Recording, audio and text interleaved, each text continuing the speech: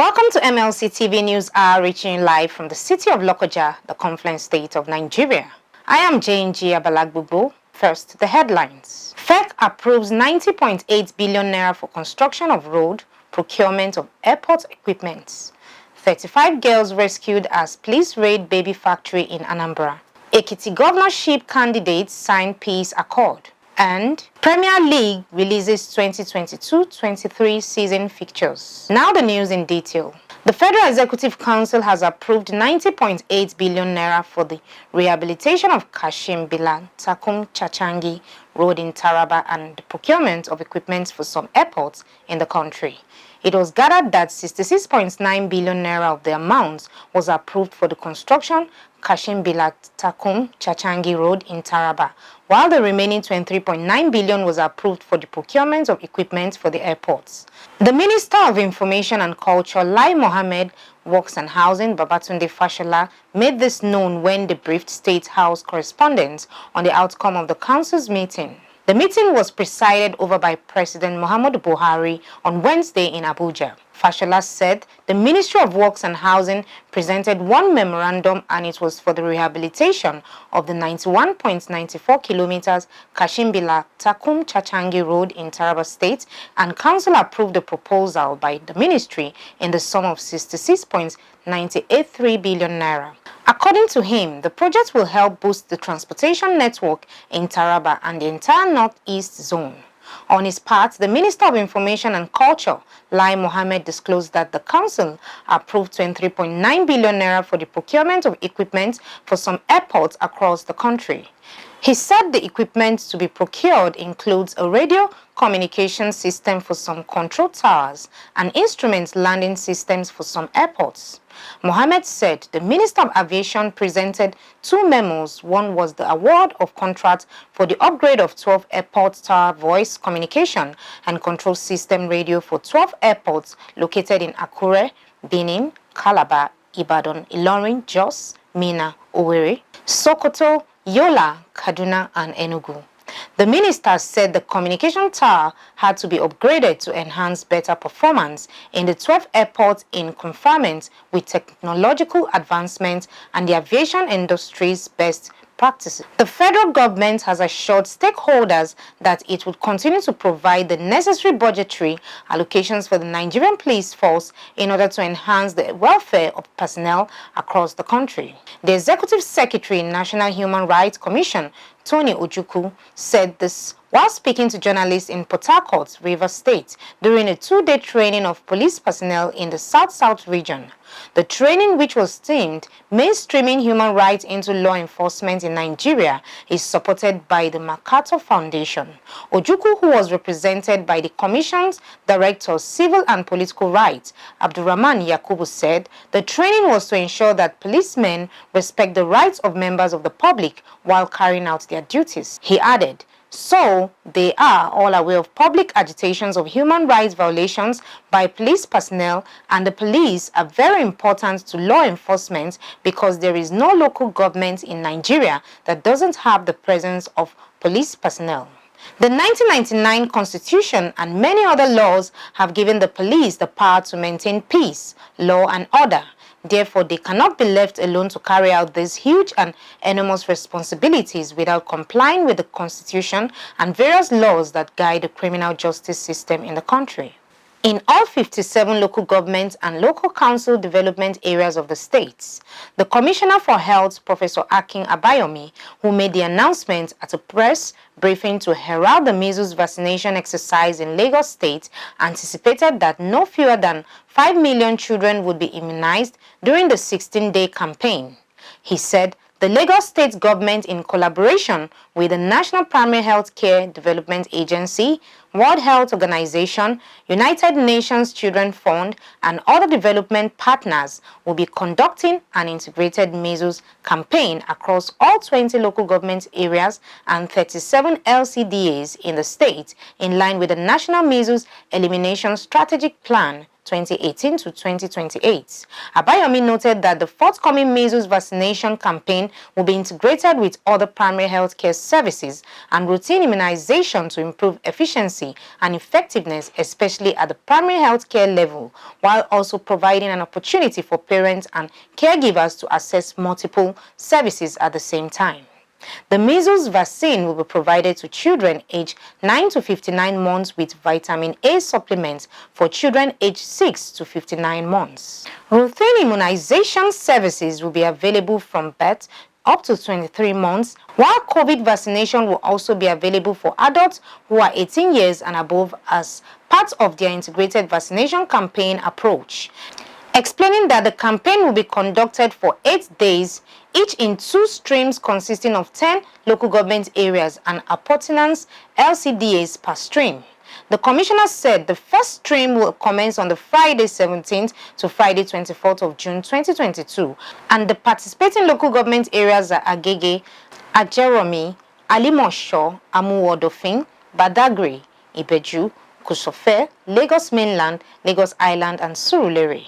The second stream will start on Monday 27th of June to Monday 4th of July 2022, and the remaining local government areas and their appurtenance LCDAs, Apapa, Epe, Etiosa, Ifako-Ijayi, Ikeja, Mushin, Oshodi, Solo, Ojo, and Shomolu will be covered, he stated.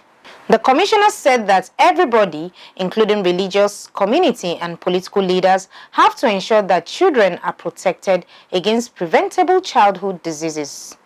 Speaking in the same vein, the Permanent Secretary, Lagos State Primary Health Care Board, Dr. Ibrahim Mustafa, explained that a total of 1,800 vaccination teams will be available per stream across the local government areas and LCDAs to implement the measles vaccination campaign and other routine immunization services.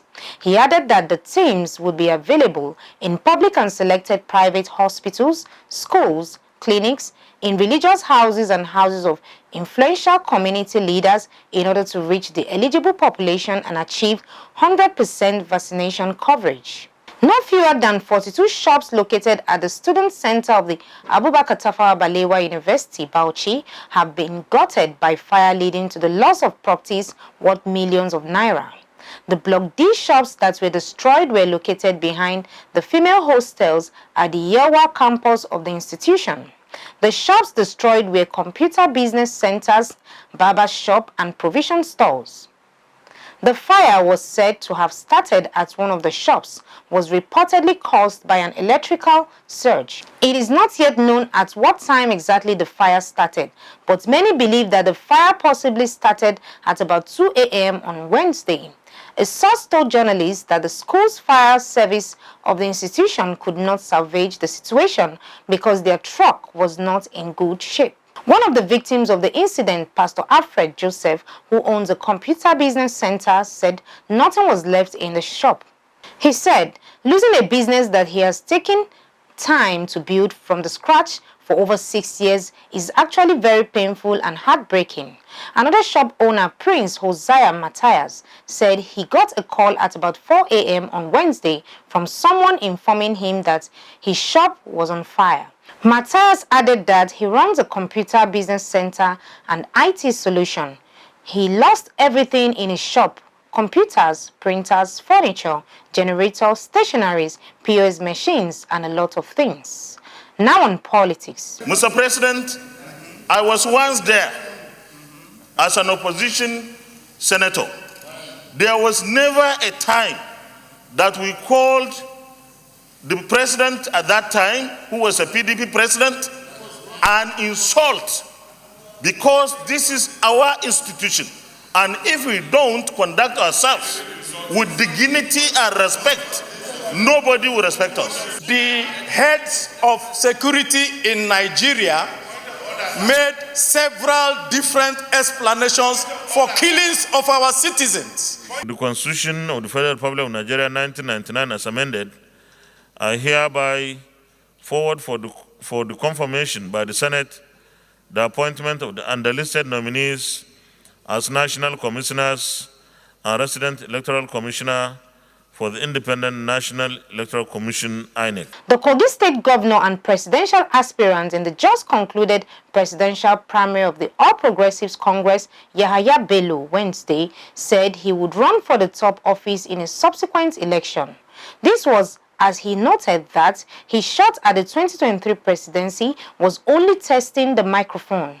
Bello, who garnered 47 votes in last week's elections, disclosed this to the State House correspondent shortly after meeting the President Muhammadu Buhari.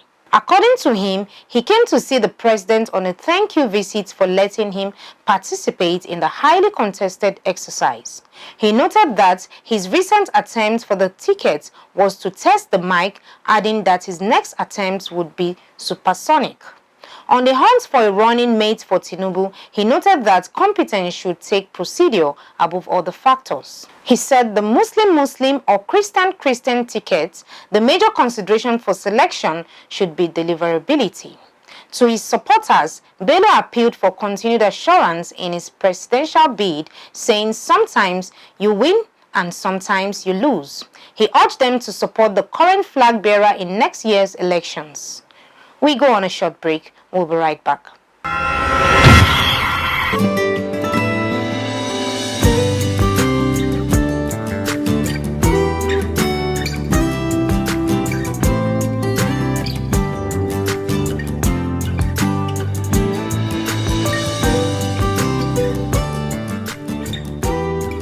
Welcome back.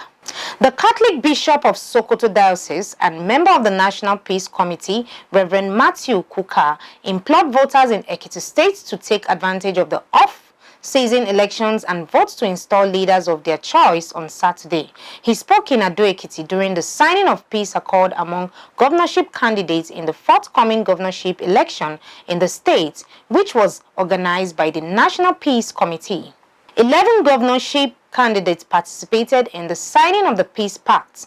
Kuka, who appealed to the electorate to live up to the ideals of the state, integrated and honor, urged them to take a cue from Edo, Anambra, and Ondo states, where credible and violence-free elections were conducted. The chairman of the Independent National Electoral Commission, Professor Mahmood Yakubu, lauded the NPC for the peace accord and as well the traditional rulers for working voluntarily for peaceful elections. Yakubu, who said the peace accord had contributed immensely to peaceful conduct of elections, expressed confidence that the election in the states would be credible, free, fair, and transparent. The INEC boss assured voters, saying the votes of people of the states will count, as they appealed to the parties and their candidates to work according to the spirit of Peace Pact. The Independent National Electoral Commission on Wednesday said it had received virtually all non-sensitive materials for the forthcoming July 16 governorship poll in Osun State. This was disclosed by the INEC's resident electoral commissioner for the state, Professor Abdulganiyu Raji, while speaking at a two-day workshop organized by the state government in collaboration with KA Media Consultants for journalists and information officers in the state. On election coverage, the REC, who said represented by the head of department, election and party monitoring, Shehu Muhammad, said the commission had embarked on a series of engagements with different groups and stakeholders, educating people on the need for collaboration that would guarantee a peaceful poll. Raji stated that renovation work had commenced in places designated as collation centers and registration area camps. He said, going by the level of preparedness towards the conduct of the governorship election in Osun State, they are 95% ready, as the office has taken delivery and custody of virtually all non-sensitive materials, and batching has been done at local government areas.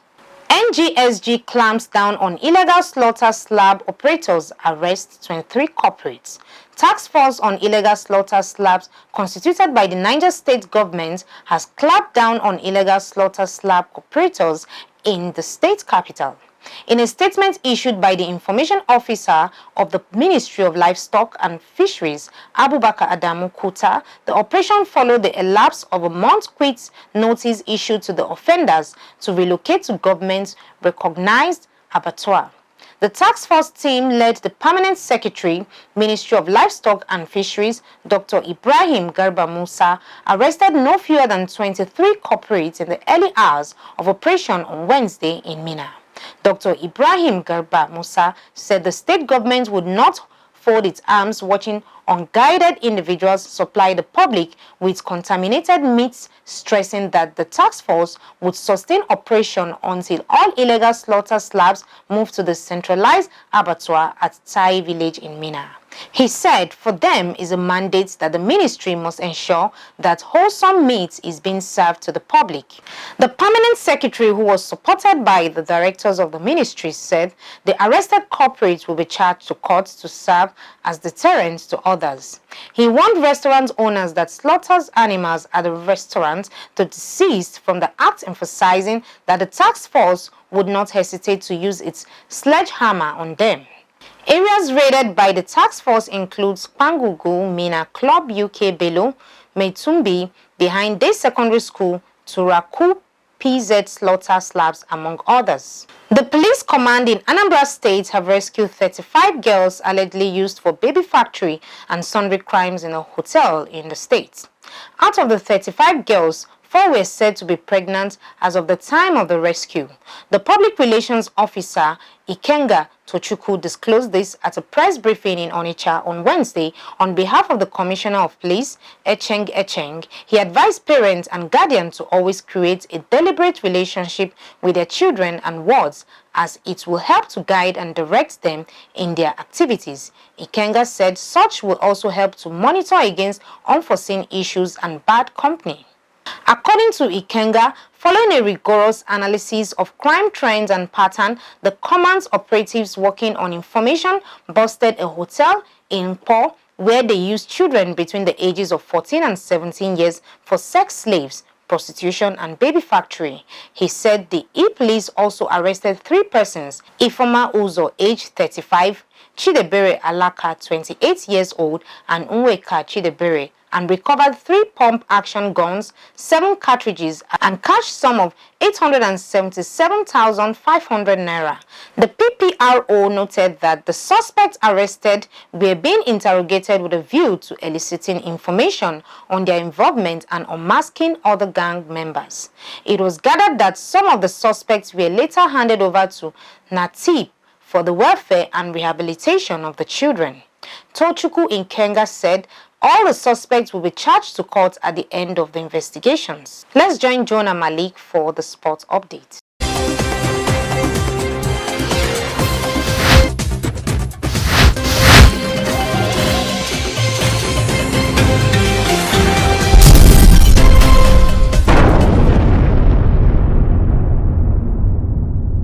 And on sports update, Nigeria reached the semi-final of the ongoing WAFU B Under-17 Championship in Cape Coast, Ghana, after a 3-1 defeat of Togo's Junior Sparrow Hawks handed Nduka Ngbade's world 6 maximum points from 2 matches in a 3-team pool. Host Ghana, who received a 4-2 plastering by 5-time world champions Nigeria on the opening day, can now not earn more than 3 points with their only remaining game against the Togolese on Friday. The Togolese have similar arithmetical chances in the campaign. Either can only come second behind the rampaging Eaglet. The semi-final matches will be played on Monday. And straight to Europe, the Premier League has released the 2022-2023 fixtures, with Crystal Palace vs Arsenal being the first encounter for the new season. Though the new EPL will begin on Friday, 5th August at 8 p.m. Nigerian time, the Premier League said kickoffs are 15 o'clock for Saturdays and bank holidays unless stated otherwise. According to Premier League, the fixtures are subjected to change. Here are the fixtures for week 1 below. Friday, 5th August at 8 p.m., Crystal Palace take on Arsenal. On Saturday, 6th August by 12:30 p.m., Fulham take on Liverpool. AFC Bournemouth vs Aston Villa. Leeds vs Wolves. Leicester City vs Brentford. Here are the fixtures for week 1 below. Friday, 5th August at 8 p.m., Crystal Palace will welcome Arsenal. On Saturday, 6th August by 12:30 p.m., Fulham take on Liverpool. Bournemouth vs Aston Villa, Leeds vs Wolves, Leicester City vs Brentford, Newcastle United vs Nottingham Forest, and Tottenham Hotspur vs Southampton. Liverpool, Everton takes on Chelsea. And on Sunday, 7th of August, Man United will take on Brighton, and West Ham United take on the defending champion Manchester City. And that's sports update on MLC TV News. I am Malik Jonah reporting. Back to Akasta for more stories.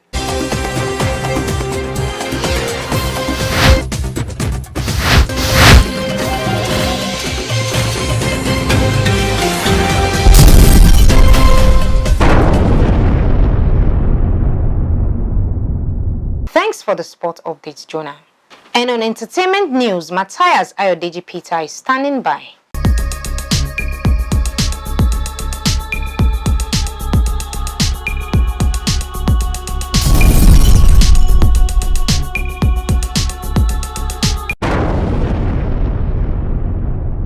On our foreign entertainment news, Netflix has confirmed Squid Game the Challenge reality game show based on its 2021 Korea series. According to Variety, Netflix announced an open audition call on Tuesday at the Banff World Media Festival. The first of its kind series will see 456 players compete for $4.56 million. Contestants will go through a series of games inspired by the original show, plus new additions, which are all intended to test their strategies, alliances, and characters as others are eliminated around them. Varieties reports interested English-speaking participants can apply via a dedicated website from anywhere on the globe. Speaking on the reality series, Netflix Vice President of Unscripted and Documentary Series, Braden Reg, said, Squid Game took the world by storm with director Wang's captivating story and iconic imagery. We are grateful for his support as we turn the fictional world into reality in this massive competition and social experiment. Fans of the drama series are in for a fascinating and unpredictable journey as our 456 real-world contestants navigate the biggest competition series ever, full of tension, twists, with the biggest ever cash prize at the end. The 10-episode series will be shot in United Kingdom by Studio Lambert and The Garden. Executive producers from Studio Lambert include Tim Arcott and Tony Ireland, while Nicola Hill, John A. and Nicola Brown will represent The Garden. Meanwhile, news of the reality series follows Sunday's announcement that the streamer had greenlight Squid Game for a second season. On our entertainment news from Africa, a biopic set to follow the life and ministry of one of Nigeria's most revered men of God, E.A. Adeboye, is officially in works at Mount Zion's Film. The Christian film production company recently unveiled a teaser poster for the biopic titled Enoch on its social media platform, confirming the production. Something massive is coming your way. Anticipate Enoch, the biopic of Daddy E.A. Adeboye, a full-length movie after The Train. Another one is Enoch, a Facebook post announced. So far, very little is known by a production timeline for Enoch. The announcement, however, hints that it will center on the 80-year-old minister's childhood, calling, and ministry. Popularly called Daddy G.O. by his followers, E.A. Adeboye is one of the most revered clerics in Nigeria. The professor of mathematics became the general overseer of the Redeemed Christian Church of God in 1981. And that is all on entertainment news today. My name is Matthias Ayodeji Peter, reporting for MLC TV. Back to Akasta for more stories.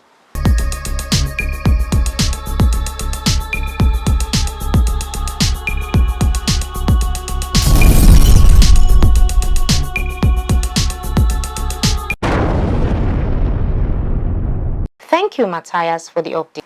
And that is the size of our package today. Join us tomorrow at this same hour to watch our news as we give you updates on happenings within and across the globe. Don't forget to subscribe to our YouTube channel, Malachi TV, like and follow our Facebook page, MLC TV, Instagram, MLC TV 2021, and Twitter at MLC TV1. For your events, coverage, information, contribution, adverts, and sponsorship, please call any of our numbers displayed on your screen. Join us Fridays and Saturdays to watch our special programs. Fridays 9 p.m. Local Government and You, Saturday 7 p.m. Family Affairs, 9 p.m. Political Arena, and Women's World Sunday by 6 p.m.